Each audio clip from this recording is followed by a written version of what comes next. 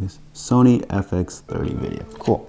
How's it going, guys? Pat here, and today we're talking about the FX30. No, this is not a video where I try to sell you the camera, you should go out and buy one. I just want to walk you guys through what I use the camera for as someone that's used the FX6, owns the FX3, used cameras like the C500, and pretty much all the Blackmagic cameras as well. So why do I use the FX30 a lot for my work is, well, one, portability. That's one thing I want to get right out of the way. I know you guys think, well, FX30, same size as FX3, but the thing with that is I have to consider lensing for this camera, and that's where portability and size does come into play when it comes to this setup here, because most of the work I do is corporate conventions, trade show floors, or anything with a main stage that's lit pretty well. So I'll give you guys an example. I use this setup to film the 60th Olympia over in Las Vegas this year. Really cool gig. Always a good time shooting out in Vegas. But for me, I wanted something that was lightweight and portable and would be easy to fly on the gimbal. And traveling with gear, you know, it's a hassle, right? Whether you're driving, you know, just because of theft, flying through the airport, security, taking all your gear out, all that jazz. But for me, I love just having a simple package, which this package right here, excluding the V-mount battery, more so this package here, FX30 with the 18-105 f4 lens, which has OSS. It does everything I need it to do from a camera point of view, right? It's stabilized at 4. I love that, you know, you can use the switch here to zoom in and out, and it's just really great autofocus when you pair it with the FX30. Granted, yes, this lens is pretty old. I think it came out, what, 8 years ago? I might be wrong, but you know, for something that's not quote unquote technically speaking on the G Master lenses, this 18-105 G lens, it gets the job done. And I found for most situations when I was out on the show floor for Olympia at the Las Vegas Convention Center, f4 was more than enough, right? Going from the 18 wide end, which is like a 28 equivalent, good enough to get most of the stage, the boots, and then when I wanted to get in tight for anything like on the stage where there's athletes or a speaker, 105, which is like a 150 equivalent, was more than enough.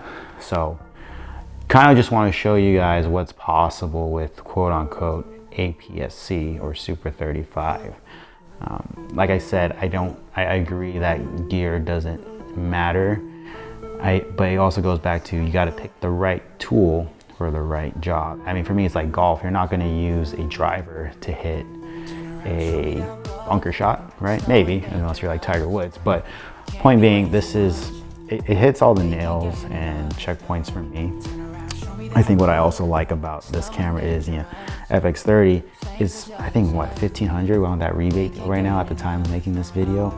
So that's a pretty good deal. And then you can get some pretty good prime lenses, whether it's autofocus or cinema. Like, for example, I really like using this Sure Nightwalker 24-1.2, which comes out to like a 35 field of view. I love that you can shoot all the way open at 1.2. You know, cinema, you got the gears here in case you want to have someone pull focus for you from like a transmitter using a monitor. But yeah, there's a lot of good options, and these lenses are not crazy expensive, right? Granted, you know, everyone says like, oh, it's not full frame, you're not getting the bokeh, but what I find is your clients don't really care.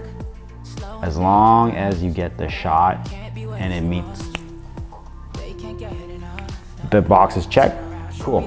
They could care less what type of camera you shoot with. They really don't.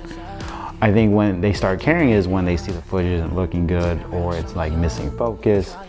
But you know, as long as, I think for the most part, this camera does check off the minimum requirements, and it doesn't slow me down, right?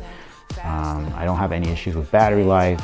because for the most part, when it comes to the trade shows or conventions, I always carry like 2 more batteries with me, if need be, portable battery pack. So when I am using this with like a gimbal per se, I'll put this in my pocket, USB-C cable here.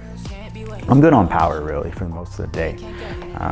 Or if I'm doing like an interview or a long take of like a public speaking, I got V mount here, plug it into the camera, I'm good for power.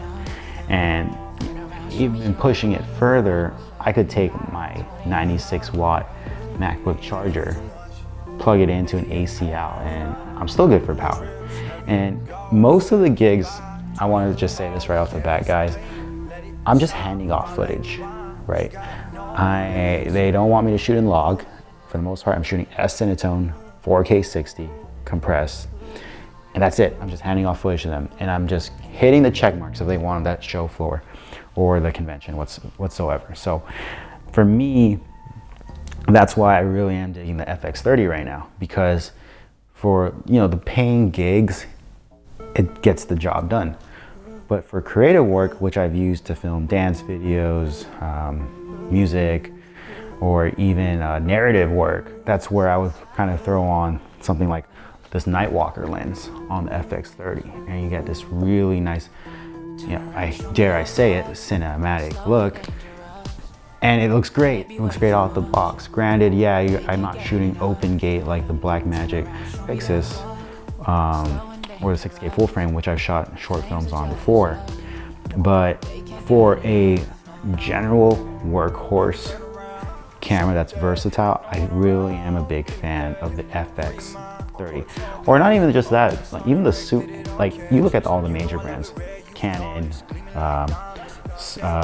Nikon, Panasonic, their Super 35 equivalents of their mirrorless line, they're all great. You can't go wrong with any of them. And I think that's where a lot of guys who are starting get into this weird headspace. I have to buy a full frame camera. I have to buy a full frame camera. No, you don't. You just need to start small, get with the basics, and just understand how you light and understand how you can just make a good image with what you have already. Like, I know so many guys who are raving about, man, the new Red cameras are dropped in price, or the new C80 or C400, and it's just like, bro, like, worry about the basics and how you shoot. Don't think that getting a new camera will make your work look better. And I go to say, it's just like saying, buying a new set of golf clubs won't fix your swing. It won't. You got to practice. Go out to the range, go out to the course. It's the same with filmmaking. Go out and make something, see what you did bad on that, and just try to make it better. And it goes back to, I think it was Jason Moorfield. He said, action brings action. You got to practice, get your reps in, get better at the craft. So again, a little bit of a tangent there. What I'm just trying to say is, this camera for the price, bang for buck, the lens options you have, I mean, internal fan, you can still shoot 4K 120. I don't shoot a lot for 4K 120 projects, very rarely, but it just gets the job done. With that being said, I also love the tally lights. I mean, I can use Cine EI if need be, but like I said, I love this camera for covering a wide range of work. Events, corporate, weddings, whatever. Narrative too, especially for like the short films contests I enter.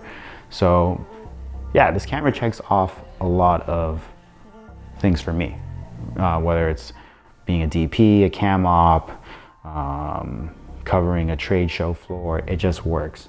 And for me, that's the point I'm trying to get across. Just find something that fits your budget and just checks off all the points for you, because you don't need to go spend $5,000 on a full frame kit right away, or for whatever.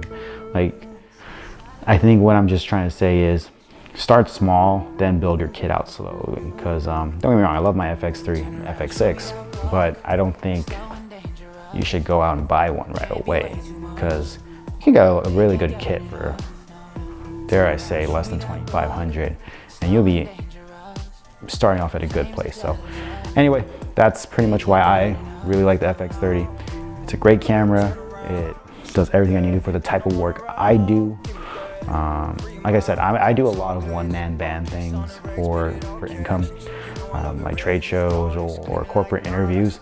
Granted, if I am doing a project for a crew, yeah, I'm gonna use something more like a Red, Pixis, or like an Ari, but that's if I have the crew to facilitate that workflow. I'm not gonna shoot solo with those type of cameras. So, but anyway, that's pretty much the video. Hope you guys like this, found some value out of it. But yeah, we'll see you next one. By the OZ tonight, we sipping clean. See that ink on your spine? I got no